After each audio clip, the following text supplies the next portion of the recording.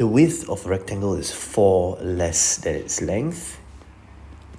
The area of the rectangle is 192 square units. Find the length and width of the rectangle.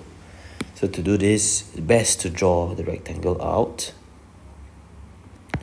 Okay, so we let length be x.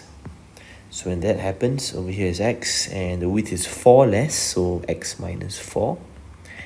And since we know the area, x times x minus 4 is equals to the area of 192. Length times breadth, x times x minus 4. We expand this, we get x squared minus 4x minus 192 equals to 0.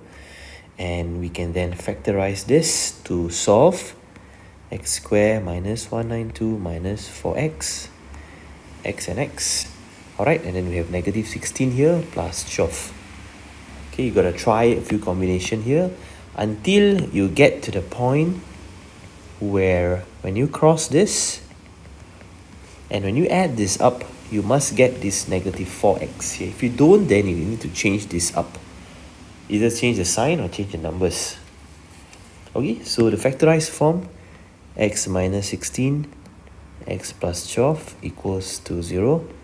X is 16 or x is negative 12. X minus 16 is 0 or x plus 12 is 0.